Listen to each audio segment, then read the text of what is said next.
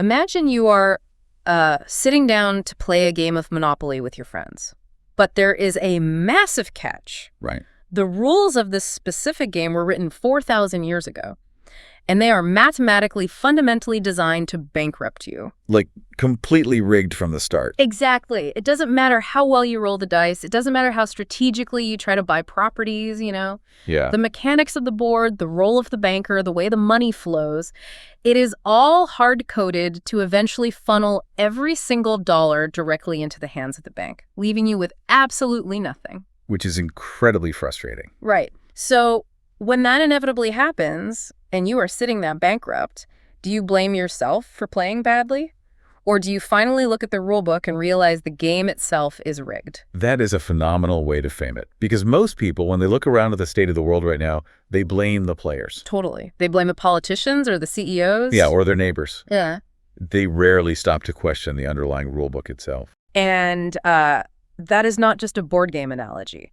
According to the framework we are unpacking today, that rigged game of Monopoly is a terrifyingly accurate description of our actual global economy. It really is. So, grab a seat, because we are diving deep today. To you, the listener, the one who doesn't just want to complain about the headlines, but actually wants to understand the structural architecture underneath them, welcome. We have got a massive mission today. We really do. We are exploring a conceptual blueprint that is essentially pitching itself as a brand new, fundamentally rewritten operating system for human society. Which is an incredibly bold claim. I mean, we're talking about a full paradigm shift here. Right. It's designed specifically to serve as the bedrock for what the Alliance for Responsible Citizenship, or the ARC Forum 2026, has declared the Age of Reconstruction. The Age of Reconstruction.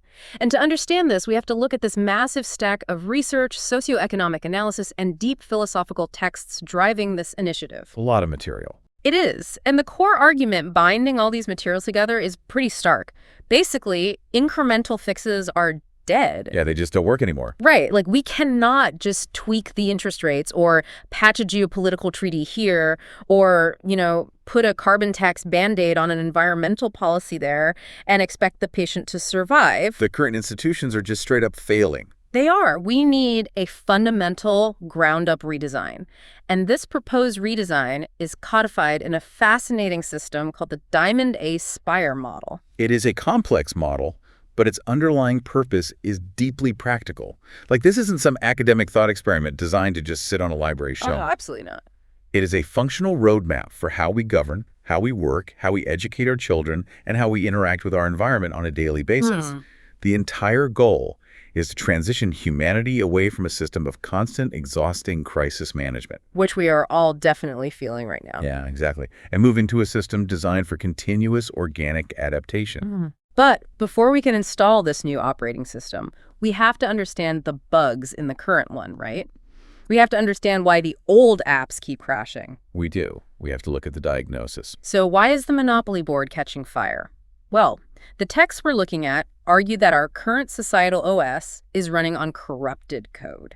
Specifically, a mindset that is relentlessly linear, separate, random, competitive, and conflict-driven. Right. And they trace the origin of this corrupted code back to three major intellectual heavyweights: Isaac Newton, Charles Darwin, and Thomas Malthus. Let's break down exactly how those three thinkers shaped the invisible rulebook we all live by. Yeah, let's start with Isaac Newton. So, brilliant physicist, obviously. He gave us the laws of motion and gravity. Sure. But philosophically, Newton gave the world a mechanical view of the universe. He painted a picture of a clockwork reality where isolated separate particles act upon one another in a linear, predictable fashion. Cause and effect. A hits B. So, because of that, we start viewing society not as a living organism, but as a machine made of separate, isolated parts. Right.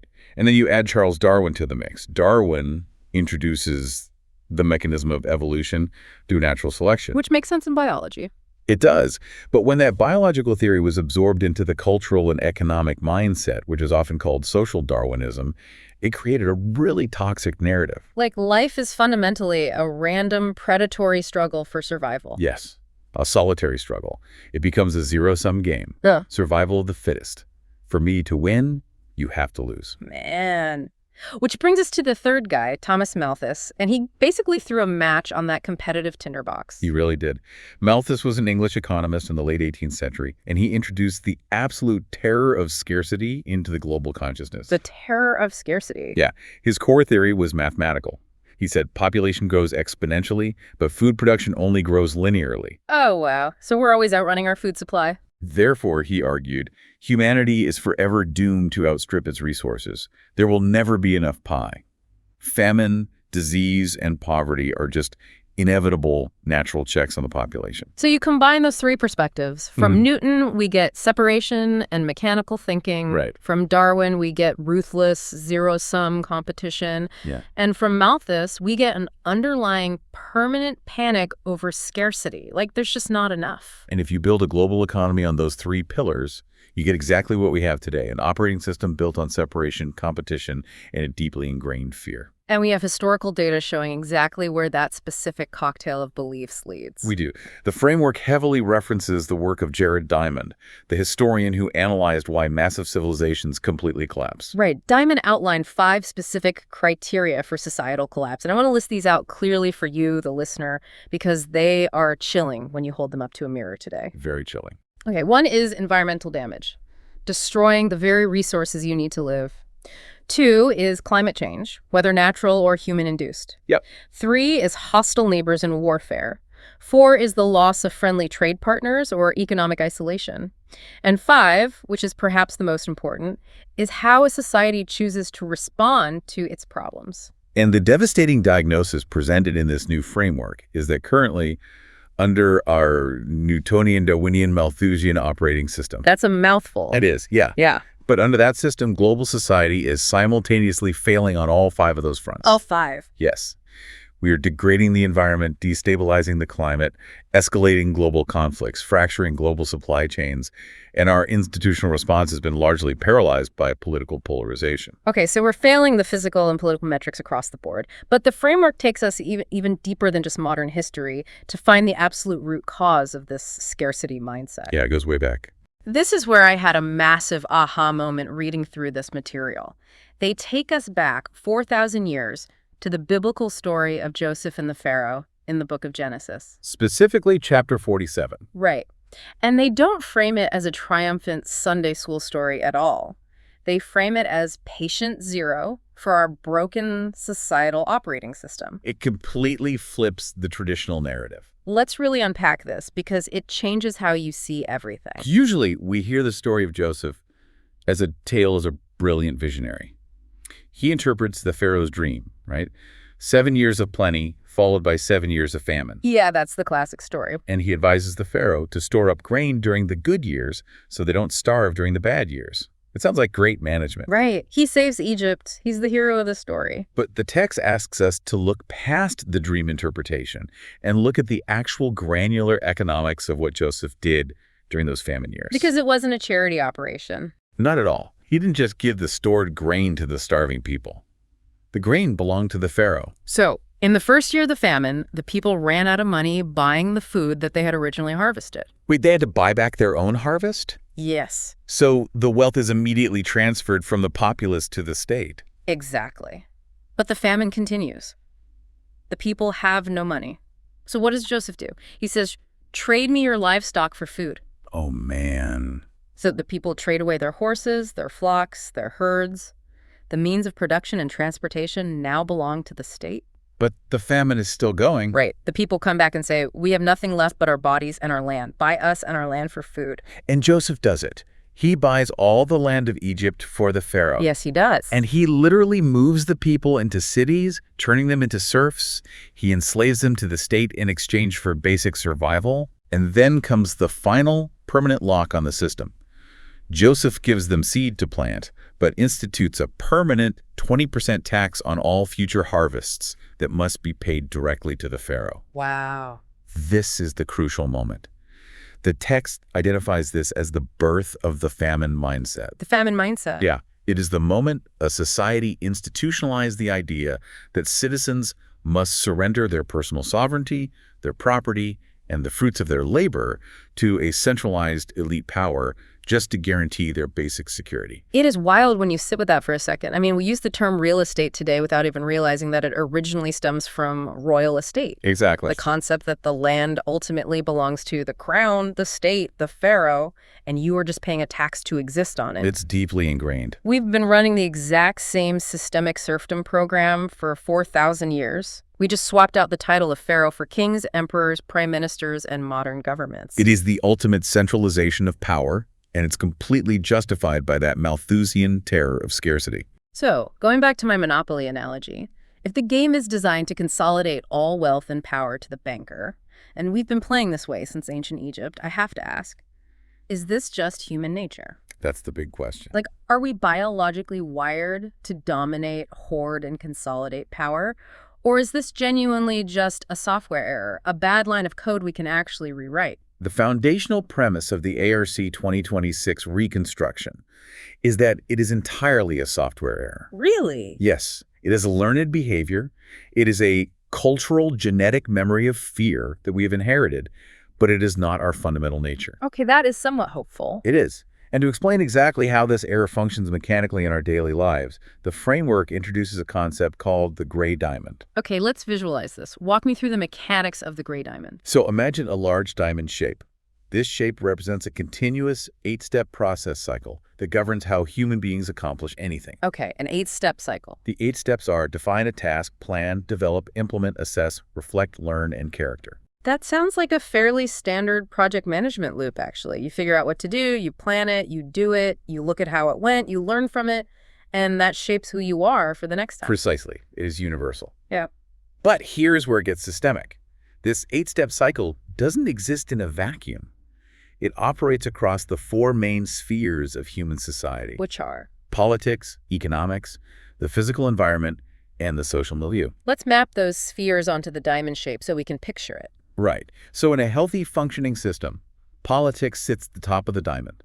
But we aren't talking about partisan politics here. Right, not red versus blue. Exactly. We're talking about policies, the people coming together to establish who we are and defining our shared task. Okay, so that's the top. Moving clockwise down the right side, economics handles the planning and development. Economics is simply the management of time, money, and resources to achieve the task. Makes sense. At the bottom point of the diamond is the physical environment, which is where we implement. It's where the task actually meets the real world. Right, and the left side. Moving up the left side, the social milieu is where society assesses the results, reflects on the impact, and learns. Ah, okay. And this process of reflection builds our collective character, which then informs the next political task at the very top. Okay, that makes logical sense. We decide what we want, we fund it, we build it, we see if it worked, and we learn from it. Yep, that's the ideal flow. But earlier you said the gray diamond is the corrupted code. So what exactly is broken in this cycle right now? What is broken is that the cycle is running completely in reverse. In reverse? Yes. That is the core mechanical flaw of our modern society. Instead of the people coming together at the top to define a vision, economics initiates the cycle. Meaning large corporations, mega financial institutions, the entities holding the capital. Exactly. Wait, if economics is step 2 in a healthy system, but right now corporations and capital are writing the rules, doesn't that mean we're running the entire evolutionary loop backward? Yes. We are entirely inverted. Economics dictates terms to politics. The financial powers buy the lobbyists who write the legislation. Wow. The politicians then create laws, mandates, and media narratives that coerce the social sphere. They tell the culture what to value, what to fear, and how to behave. And then what happens at the bottom? Finally, at the very bottom, the physical environment and the everyday citizen are left absorbing the absolute brunt of the impact. Oh, man. So the taxpayer bails out the massive banks when they gamble and lose. Right. The citizens breathe the polluted air from deregulated factories. The everyday person pays the physical and psychological price for economic decisions made in boardrooms they will never see. Exactly. We are essentially held accountable for the failures of a system we didn't even initiate. We are trapped in an inverted gray diamond loop. We are. And because it's running backward, it generates massive friction. It generates the exact collapse criteria Jared Diamond warned about. Environmental damage, climate change, warfare. All of it. Yeah. It is entirely driven by that ancient Joseph in Egypt famine mindset. So the people at the top are hoarding capital because they fundamentally believe in scarcity. Yes, And they are using political coercion to maintain their monopoly. This is incredibly bleak. I mean, if this is a 4,000-year-old entrenched power dynamic, how do we possibly stop it? Do we protest? Do we dismantle the banks? The framework explicitly advises against that approach, actually. It relies on a profound insight from the visionary architect and systems theorist Buckminster Fuller. What did he say? He famously said, "You never change things by fighting the existing reality.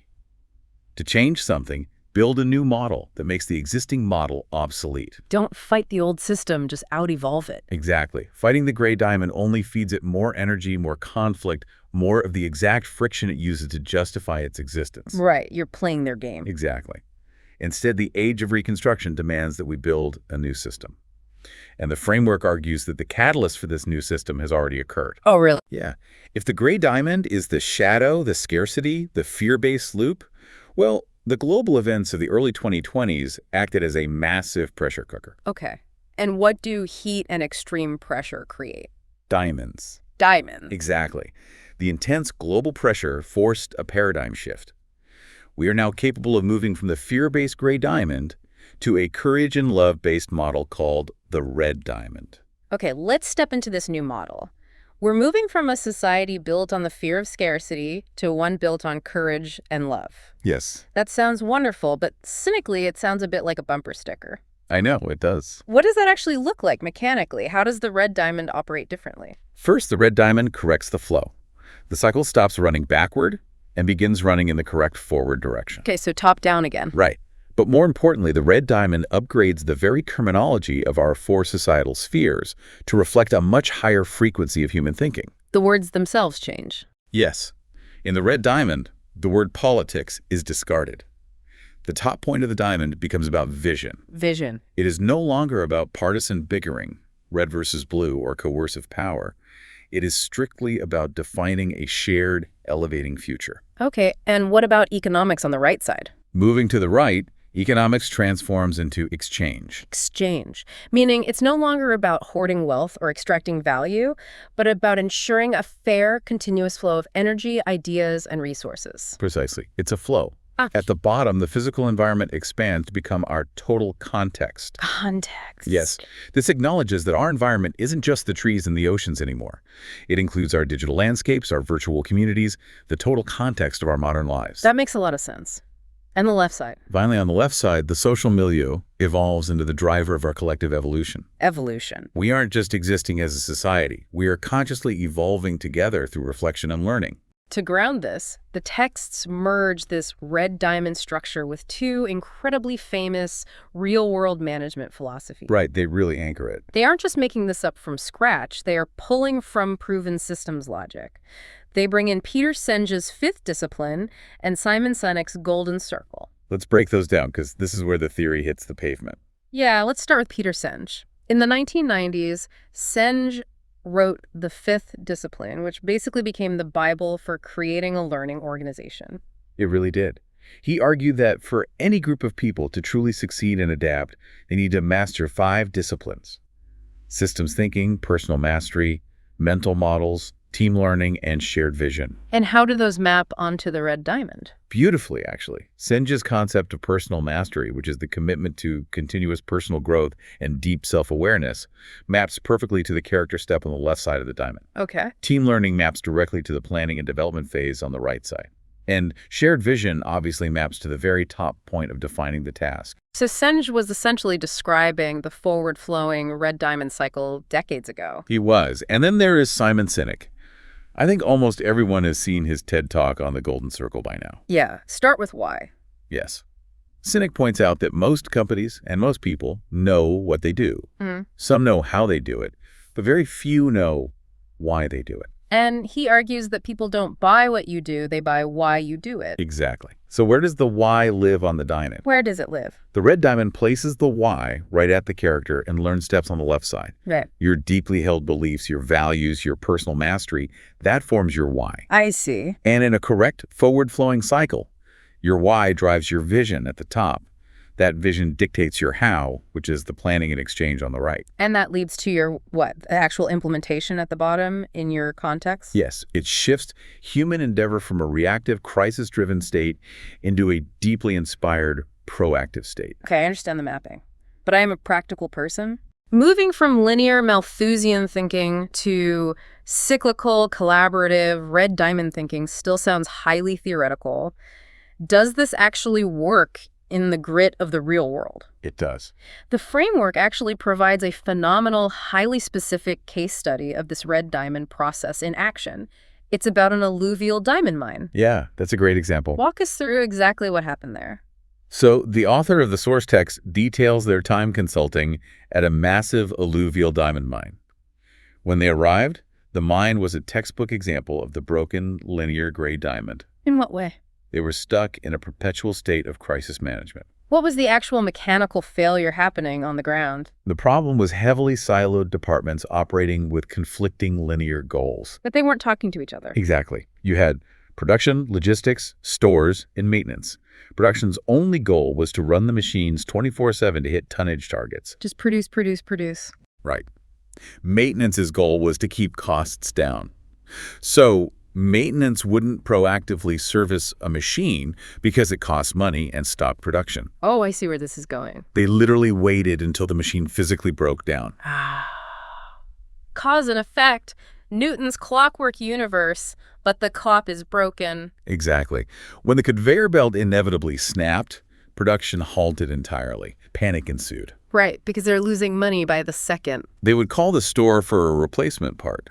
But the store didn't have the part because logistics hadn't ordered it, because they were trying to keep inventory costs low. So everyone is just optimizing for their own little silo. Yes. So they had to emergency air freight a part at triple the cost, while the entire mine sat idle.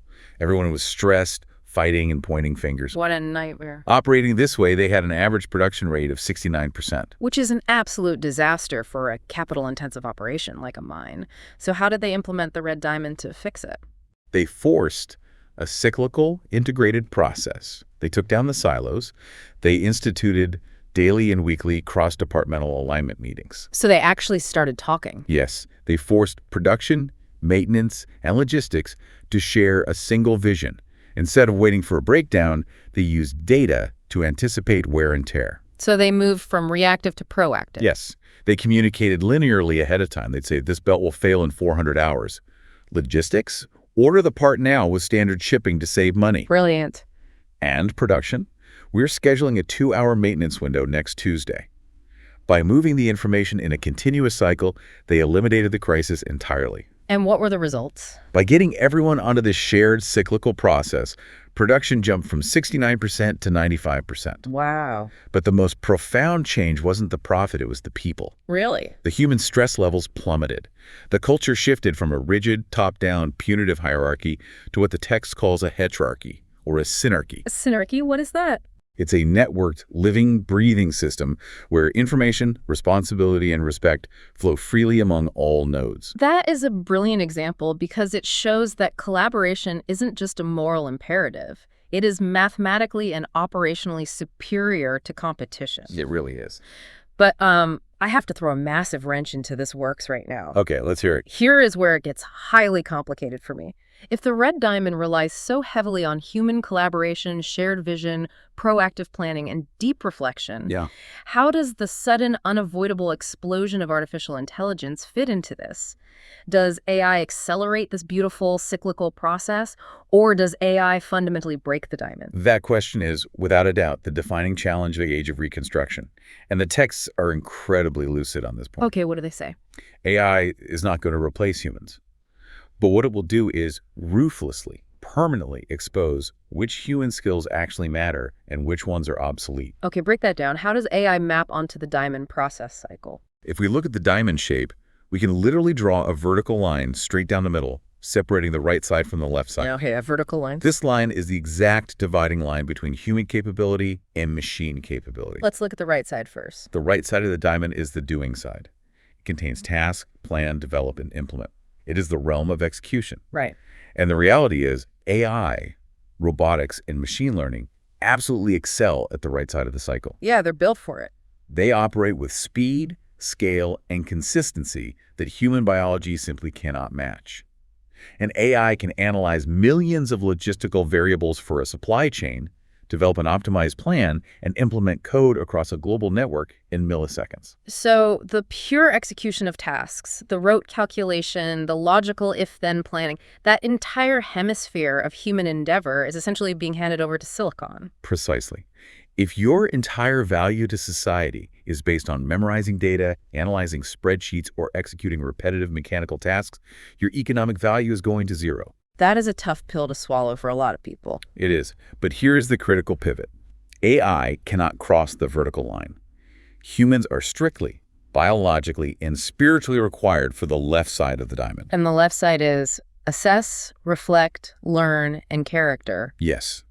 These are not technical competencies, they are profoundly human competencies. Explain that distinction. Well, a machine can implement a policy, but it cannot assess whether that policy caused human suffering. Right. A machine can process data, but it cannot reflect on the meaning of that data. A machine can update its weights and biases, but it cannot learn wisdom from a lived emotional experience. Wow. And a machine absolutely cannot develop character. So AI calculates, but humans judge. AI processes, but humans discern. Exactly. Reflection is what creates meaning. Assessment is what develops discernment. Continuous learning produces true adaptability. And character. Character is the ethical compass that governs how power and technology are actually wielded. Ironically, as AI turns raw intelligence and execution into a cheap, abundant commodity, these left-side human traits become the most valuable and scarce assets on the planet. Wisdom, empathy, ethics, reflection. Yes. That makes profound sense.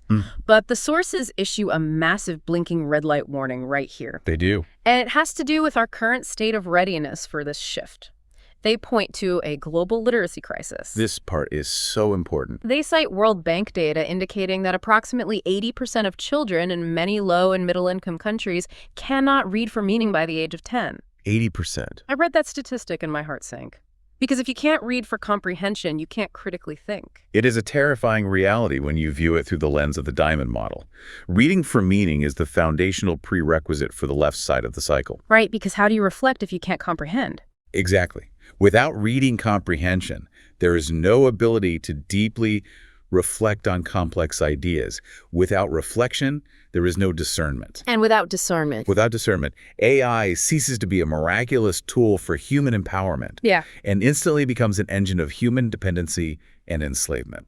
Explain the mechanism of that dependency. How does low literacy lead to AI enslavement? Think about it mechanically.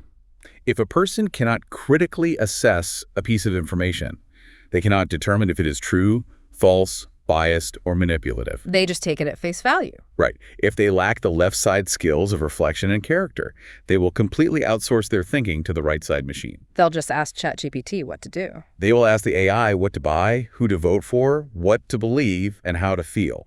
People who cannot question information become highly vulnerable, malleable nodes. Easily manipulated by the algorithms. Yes, and by the centralized gray diamond institutions that control those algorithms.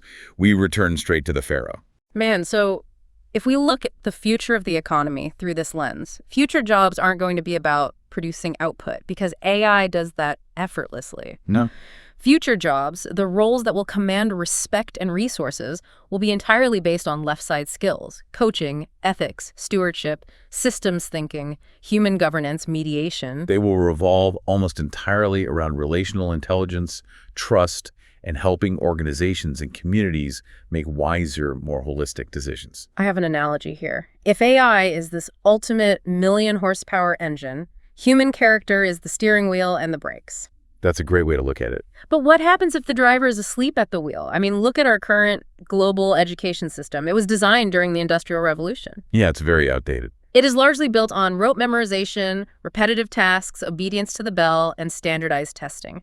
That is the exact execution-based logic that AI already does infinitely better than us. It is. Aren't we currently training an entire generation of children to compete in a race they have inherently, mathematically already lost? The framework absolutely agrees with your assessment. It is a catastrophic misallocation of human potential. It's tragic. The real challenge of AI is no longer a technological challenge. It is a crisis of human maturity. For 200 years, we have educated people to be compliant workers, to perform isolated tasks on an assembly line or in a cubicle. Right. Now, the paradigm must shift violently. Education has to pivot entirely toward developing mature human beings who possess deep integrity, who know how to collaborate empathetically, and who can think systematically about the second and third order consequences of their actions. We have to elevate human consciousness beyond mere execution. We have to. And that specific phrase, elevating consciousness naturally and necessarily, takes us from the grounded 3D reality of the red diamond up into the higher, more complex frequencies of the full Diamond A-Spire framework. Okay, here we go. This is section 4 of our deep dive, and I have to be completely honest with you and with the listener. When the source materials transitioned from socioeconomics and AI into higher dimensions, frequencies, and universal consciousness, my brain had to stretch significantly. It's a big leap. It is. I found myself pushing back. We need to unpack this carefully so it doesn't just sound like buzzwords. Help me visualize what the Diamond A-Spire actually is. It is a profound conceptual leap, but it is necessary to complete the operating system. We have talked about the gray diamond, our historical shadow, the scarcity reality. Yeah. We've talked about the red diamond, our 3D, 5-sense physical reality operating in a healthy, collaborative way. But the framework argues that the human experience does not and cannot stop at physical execution and social collaboration. So there's more. The full Diamond A-Spire model stacks 2 additional diamonds directly on top of the red one, the green diamond and the blue diamond. All right, let's visualize the architecture. Imagine the red diamond lying flat on a table. Now imagine calling the center point of that diamond straight up into the air, creating a 3-dimensional spire, like an obelisk. Exactly. If the red diamond is our physical material reality, the green diamond stacked directly above it acts as a 4D bridge. A 4D bridge. And the blue diamond at the very, very peak of the spire is the 5D connection to pure divine or universal consciousness. Okay, 4D, 5D reality, universal consciousness. I need you to ground this for me. What do these colors and dimensions actually represent in terms of human psychology and capability? Sure. The sources map specific concepts to these new planes. They call the green diamond the plane of A's. Yes. The 4 points of the green diamond are awareness, anticipation, abundance, and adaptability. Okay, awareness, anticipation, abundance, adaptability. Think of the green diamond as the realm of time and energy flow. As we move up from the physical grind of the red diamond, we have to develop a higher awareness of our potential. Right. We move from reacting to the past to anticipating the flow of the future. We fundamentally realize that the universe operates on an energetic abundance, not Malthusian scarcity. That's a huge mindset shift. It is. And we maintain total adaptability to the changing flow of life rather than rigidly trying to control it. And then stacked above that is the blue diamond, the peak of the spire, which is the realm of the eyes. Intuition, inspiration, innovation, imagination, and intention. All the I words. Yes. The blue diamond is the realm of the formless. It is the quantum field of pure potential. It is where the spark of an idea, a piece of music, or a scientific breakthrough exists before it is brought down through the green bridge of anticipation and finally manifested into the physical red reality. To help structure this ascension, the texts rely heavily on Dr. Wayne Dyer's 4 stages of adult development. And they map these 4 stages directly to the stacked diamonds. Let's walk through those because it clarifies the psychological journey. Yeah, please do. Dr. Dyer proposed that human beings evolve through 4 distinct psychological stages. You start life as the athlete. The athlete. Your entire focus is on the physical body, survival, looks, and physical prowess. This maps to the base physical nature of the gray diamond. Then, as you mature, you become the warrior. Yes, the warrior is focused on ego, conquering, achievement, accumulating wealth, and proving your worth against others. I feel like a lot of people get stuck there. They do. This maps to the energetic output of the red diamond. Most of modern society is trapped in the warrior stage. But if you keep growing, you evolve into the statesperson. The statesperson realizes that accumulating trophies is hollow. Their focus shifts outward to service, giving back, and asking, what can I do for others? Ah, okay. This requires empathy and systemic awareness, which represents the green diamond bridge. And finally, the ultimate stage of human development, you realize you are spirit. You realize you are an infinite energy residing temporarily in a physical form.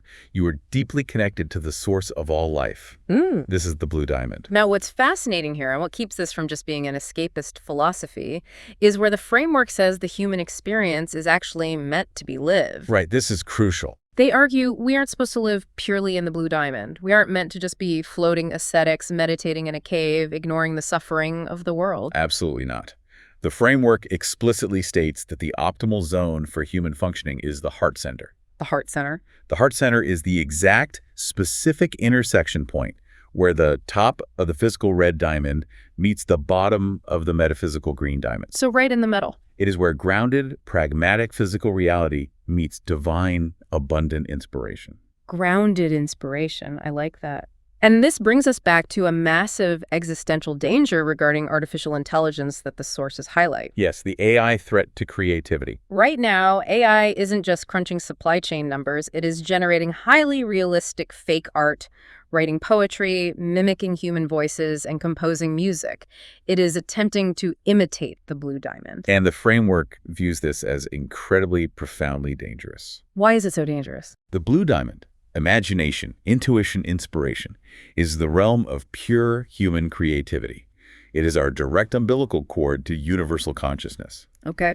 If we outsource our imagination, our art, and our inspiration to a predictive text machine, we sever our own connection to the green bridge. We amputate our own spiritual evolution because it's more convenient to have a machine write the poem for us. Exactly. The text explicitly warns, do not outsource your creativity. Information overload, which AI provides in infinite abundance, can actually block true inspiration. Because there's no quiet space left. Right. A machine can analyze past data to predict the next logical pixel or the next logical word, but it cannot access the formless void of the blue diamond to bring forth something truly vibrantly new. It's just remixing the past. Exactly. Creativity is the specific, irreplaceable mechanism that connects human beings to the cosmos. Okay, speaking of the cosmos, the sources bring in some pretty wild, brilliant, and historically marginalized thinkers to illustrate this deep interconnectedness. They do. They pull from some fascinating places. They quote Nikola Tesla, who famously said, "If you want to find the secrets of the universe, think in terms of energy, frequency, and vibration." A classic Tesla quote.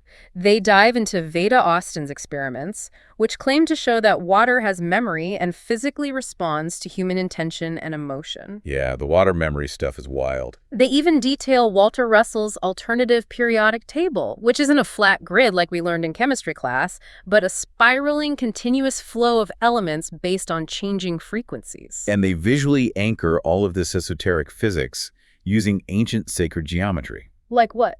They point to the Chicana, the ancient Incan cross, and the Vesica Pisces, the overlapping circles found in sacred architecture worldwide. Okay, I have to stop you here. I have to push back hard. Go for it. I am a pragmatic person. Tesla's frequency theories are fascinating. Sacred geometry is beautiful.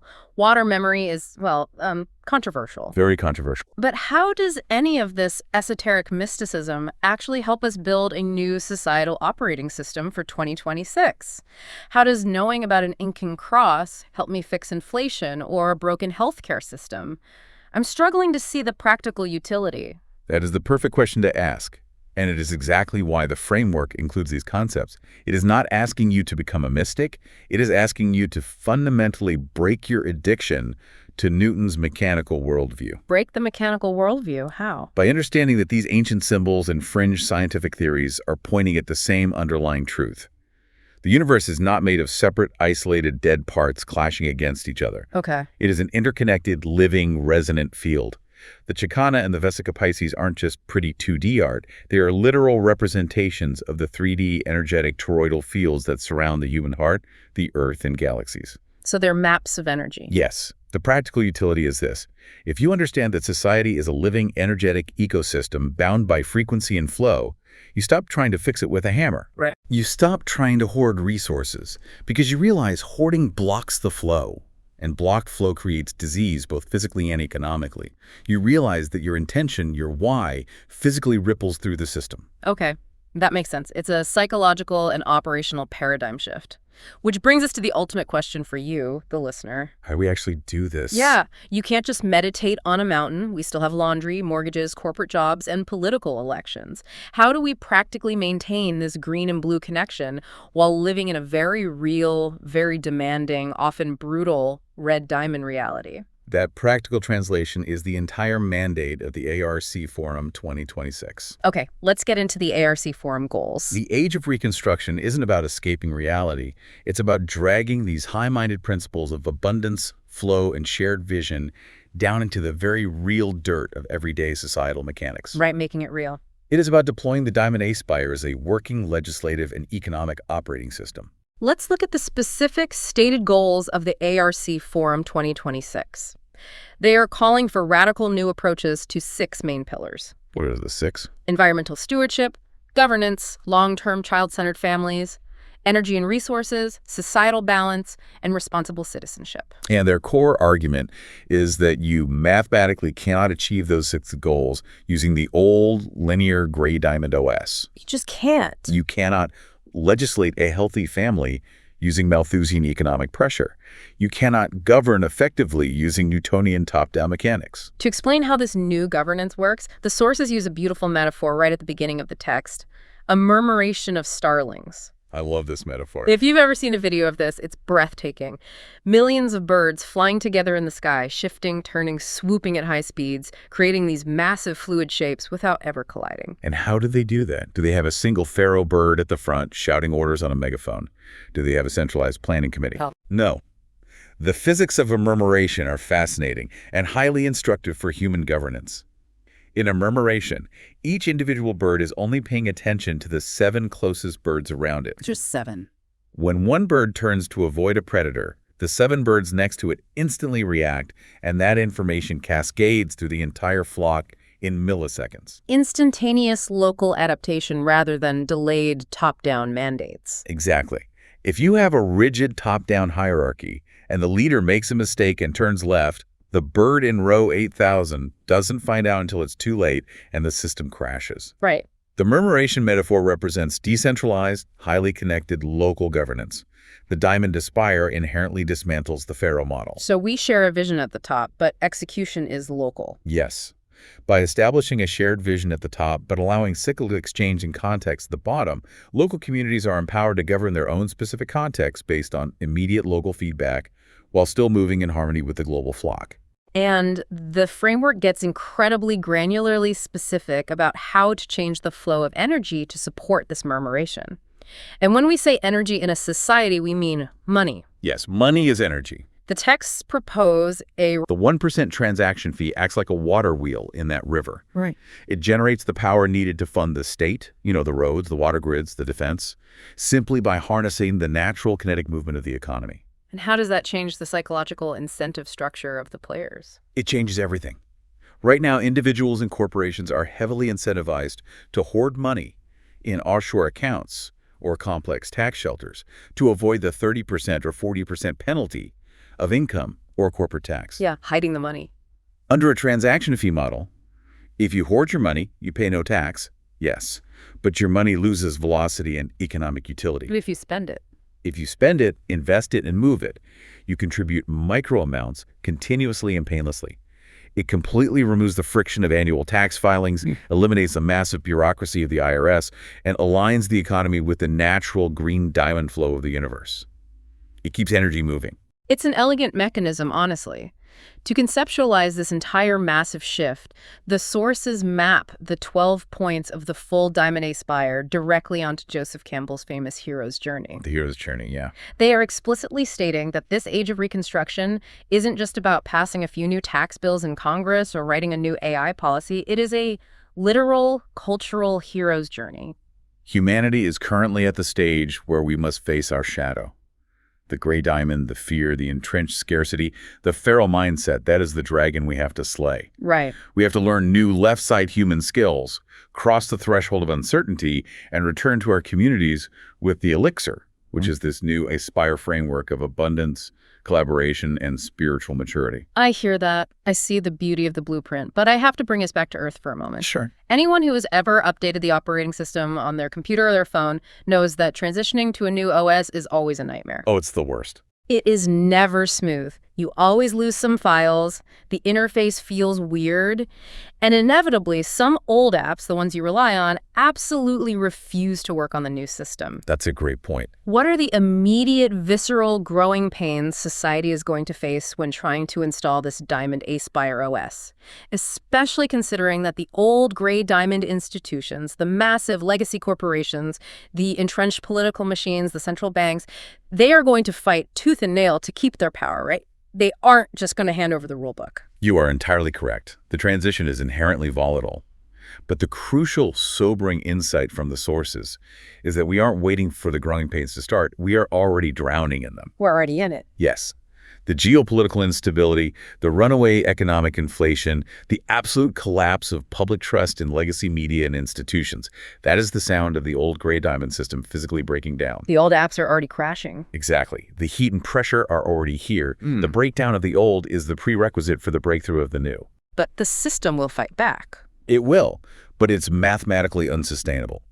The choice to adopt the new system, to consciously reorganize our families, our businesses, and our local communities around courage, vision, and abundance rather than fear and scarcity is entirely up to us. Nobody else can do it for us. Right. No one is going to push the update button for us. We have to consciously choose to install it. We have been on quite a journey today. We started by looking at the diagnostic muddy waters of our current failing global institutions. We did. We traced the bugs in our societal OS back 4,000 years to Genesis 47, looking at the ancient scarcity-driven gray diamond loop of pharaohs, famines, and the surrender of sovereignty. We then explored the necessary evolution into the cooperative red diamond, where politics finally becomes shared vision and economics becomes the fair exchange of energy, utilizing the deep systems thinking of Peter Senge and the purposeful why of Simon Sinek. We tackled the elephant in the room, artificial intelligence, and saw how, surprisingly, it doesn't replace us, but rather forces us to reclaim our uniquely human left side traits. It forces us to elevate our discernment, reflection, and character, rather than continuing to compete as biological execution machines. And finally, we ascended the Diamond A-Spire, challenging our mechanical worldview. We looked at how tapping into the green and blue frequencies of awareness, intuition, and abundance can literally practically reconstruct society for the ARC 2026 goals, treating humanity like a living, breathing murmuration of starlings rather than a rigid mechanical hierarchy. It is a massive, incredibly ambitious, and frankly necessary framework. It really is. But as we wrap up this deep dive into the source material, we want to leave you with a final, slightly provocative thought. We want to thank you, the listener, for taking this deep dive with us. Yes, thank you. Your willingness to look past the headlines and understand the underlying mechanics of our world is exactly what the Age of Reconstruction requires. Keep reflecting, keep questioning the rulebook, and above all, keep building your character. Because out there in the noise, your character is the one thing no algorithm can ever replicate. Here is a final thought to mull over as you go about your week. If the Diamond A-Spire truly represents the ultimate evolution of human cognitive and societal architecture, what happens when a community, a city, or even a nation successfully integrates this new operating system, but its global neighbors violently refuse to let go of the old pharaoh pyramid model? Oh, wow. Do we face a new, unprecedented type of evolutionary divergence, a literal fracture of the human species between diamond societies running on abundance, flow, and high-frequency collaboration, and legacy societies drowning in their own manufactured scarcity and algorithmic dependency? That's a heavy thought. And more importantly, as the pressure builds, which side of that fracture are you building your life on today?